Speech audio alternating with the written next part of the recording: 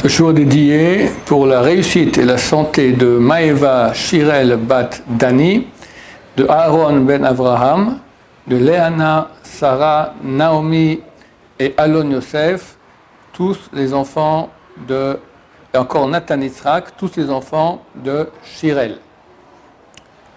Bezrat Hashem. Ok, la paracha cette semaine, parachat Ve'akhel, la construction du temple. Et le grand architecte de tout cela, c'était Betzalel Ben Uri Ben Hur. Quel âge il avait? 13 ans, comme ça dit la Gemara dans Sanhedrin. C'est assez étonnant comment un jeune homme de 13 ans, il sera le grand architecte du temple. Il faut un connaisseur, un type qui connaît tout comment on travaille le bois, comment on travaille l'or, l'argent. C'est écrit qu'il connaissait les lettres avec lesquelles le monde a été créé. D'où vient quelqu'un d'une intelligence pareille? Alors, c'est très clair, le texte dit que Dieu a dit que toute personne, Kol shenisao libo, le korva et la melacha, tout celui dont le cœur l'a porté à se rapprocher du travail, de la construction du sanctuaire. Donc, on demande à quelqu'un, tu vas où? Ben, je vais construire le Mishkan, le sanctuaire. Mais tu t'y connais, toi? Non, pas du tout. Mais qu'est-ce que tu vas faire là-bas? Alors, ils n'ont pas besoin d'ignorants, on ne va pas apprendre le métier. Je ne sais pas, Dieu, il a dit, tout celui qui a envie, moi j'ai envie. Et c'est ça qui définissait. Sinon, il n'y a aucune explication en comment un jeune homme de 13 ans, il est capable de construire le sanctuaire. Et en plus, il y a une grande discussion entre lui et Moshe. Moshe Rabbeinu. Moshe, à l'époque, il a 81 ans. 80 ans, il avait. Il était avec Dieu pendant 120 jours. Là-haut, avant la construction du sanctuaire. C'est un homme, c'est presque un ange. Et un petit gosse de 13 ans discutait avec lui, parce que Dieu a dit à Moshe Rabbeinu, va faire les ustensiles du temple, et du sanctuaire, et le sanctuaire. Non. Dieu a dit à Moshe, fais le sanctuaire, et après les ustensiles. Et quand il vient demander à Betzalel de construire le sanctuaire et les ustensiles, alors il dit, fais d'abord les ustensiles et après le sanctuaire. Mais ça lui dit, mais c'est pas logique. Parce qu'une fois que je fais l'ustensile, quoi, il va rester comme ça dehors sans rien. Il faut d'abord faire le sanctuaire, la maison, après mettre dedans les ustensiles. Alors Moshe lui a dit, c'est vrai, d'ailleurs Dieu m'a dit dans ce sens-là. Je vois que Betzalel Haïta, tu étais à l'ombre, sous Dieu. Donc il a reçu ici une intelligence extraordinaire. On verra aussi que ça avait à voir, mais on peut voir tout de suite. Ça avait à voir avec comment le monde a été créé. Comme je l'ai dit, il connaissait les lettres avec lesquelles le monde a été créé, parce que le sanctuaire, c'était un petit monde, c'était un résumé du monde, comment le monde fonctionne. On voit d'ailleurs, il y a quatre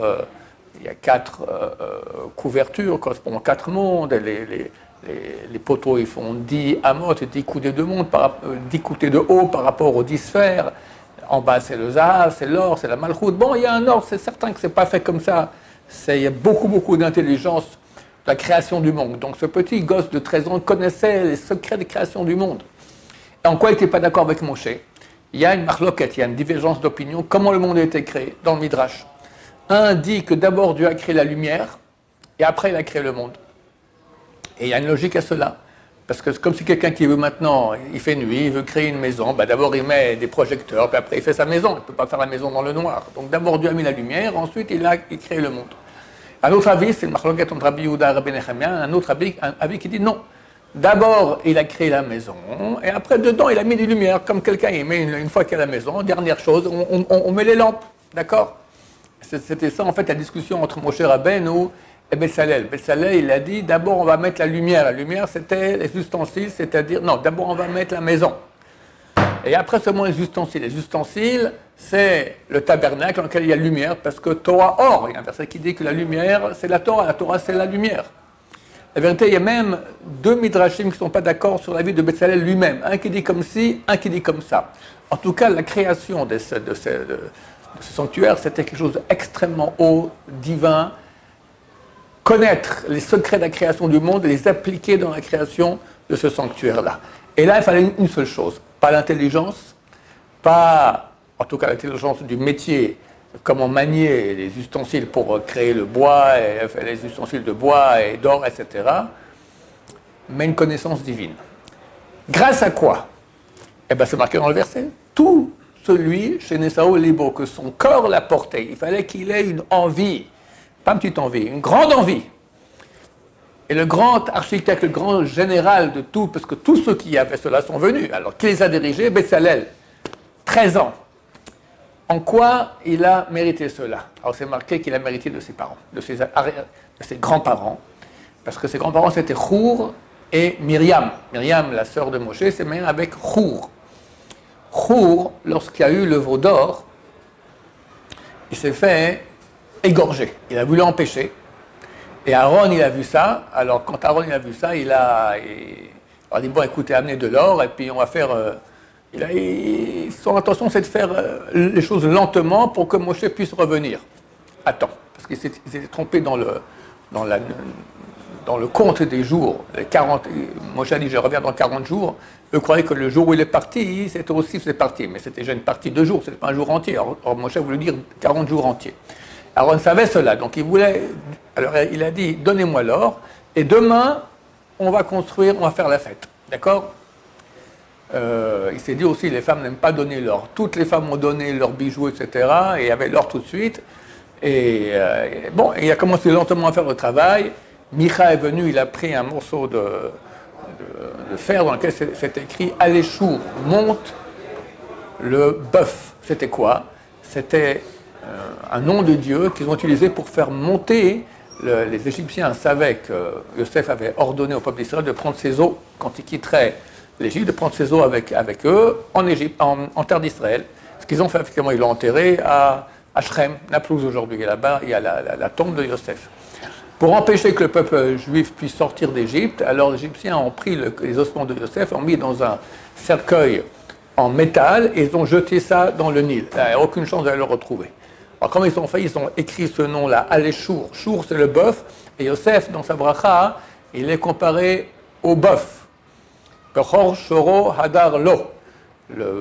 L'aîné du bœuf, il est dans sa beauté. D'accord? Ils ont jeté ça dans le Nil, hop, le cercueil est sorti, ils ont pu le prendre. Et c'est Moshe Rabbeinu lui-même qui, alors que tout le monde est occupé maintenant à prendre tout ce qu'il pouvait prendre d'Égypte, Moshe Rabbeinu s'est occupé à prendre le cercueil. Quoi qu'il en soit, d'où Bezalel a eu cette puissance d'amour de Dieu pour construire le sanctuaire, il a reçu ça, comme j'ai dit, de son grand-père et de sa grand-mère. Son grand-père, Chour, qui a fait un acte d'abnégation totale, et lorsque les Bnei Israël sont venus faire le veau d'or, il a voulu les empêcher, ils l'ont égorgé. Quand Aaron il a vu ça, alors il a dit, comme j'ai expliqué, il a voulu gagner du temps, et ils ont jeté ce aléchour dans l'or qui était en train de bouillir, et hop, le veau d'or est sorti. Rapidement, par un coup de magie. Il faut savoir aussi cette histoire-là, c'est une longue histoire. D'où ça provient? Chour, Aaron. En fait, Avraham Avinu, il avait deux frères. Un s'appelait Nachor, l'autre s'appelait Haran. Et Nebuchadnezzar, non, c'est pas Nebuchadnezzar, et Nimrod, le roi d'Irak à l'époque, où il était Avraham Avinu, il a ordonné à Avraham Avinu de se prosterner face à l'idole. Avraham me dit non. Il dit, si tu ne te prosternes pas, je te jette dans la fournaise. Il dit, tu peux y aller, la fournaise. Ok.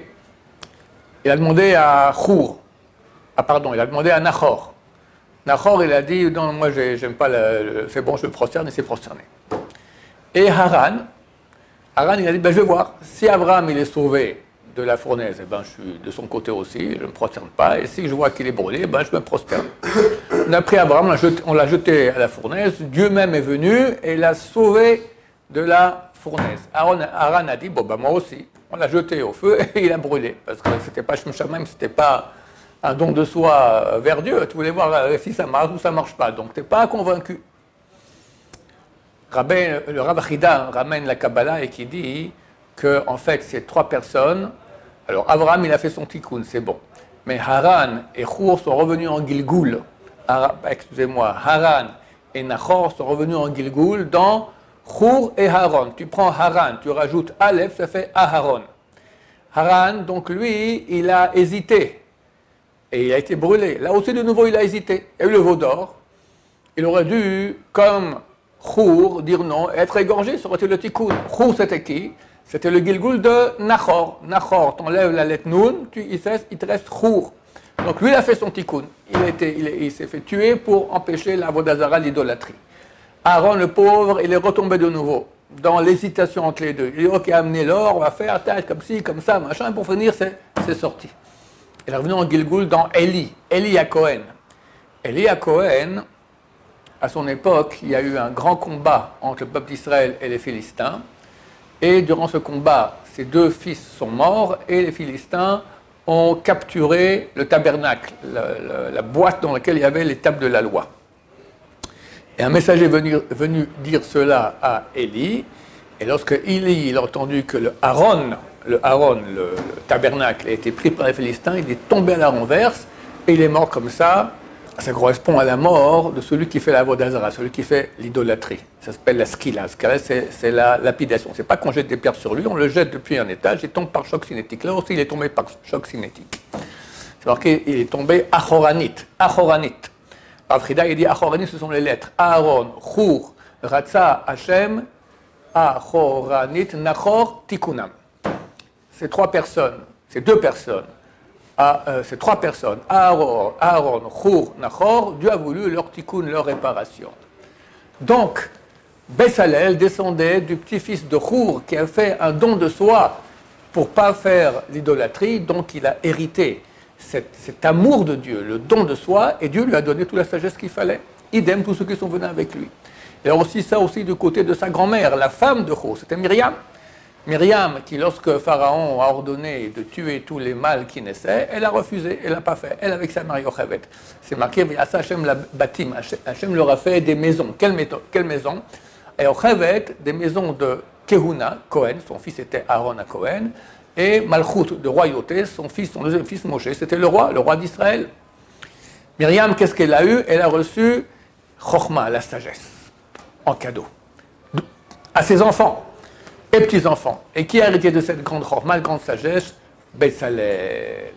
Donc on voit, chers amis, que l'essentiel que nous demande, c'est pas être sage dans les professions matérielles. Ça, t'apprendras, tu feras. Si tu n'apprends pas, tu ne pourras pas faire. Par contre, en ce qui concerne l'essentiel de notre vie, qui est le service de Dieu, se rapprocher de Dieu, ça, il faut Mesirut Nefesh, il faut abandon de soi.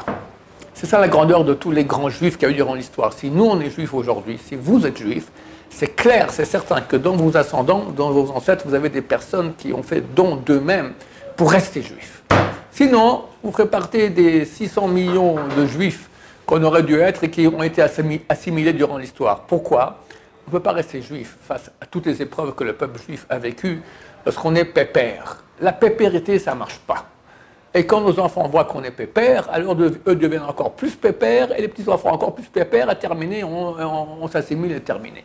Tu veux être juif, tu ne peux pas être juif, à quelque génération que tu sois, que ce soit aujourd'hui, que ce soit à l'époque des nazis, que ce soit à l'époque du KGB, que ce soit à l'époque des Grecs, des Perses, des Romains, de l'Inquisition, des croisés. Tu ne peux pas rester juif, un bon juif, sans faire abandon de soi pour Hachem. C'est ce que Dieu nous demande. Et quand on fait ça, et même des fois au prix de la mort, c'est vrai.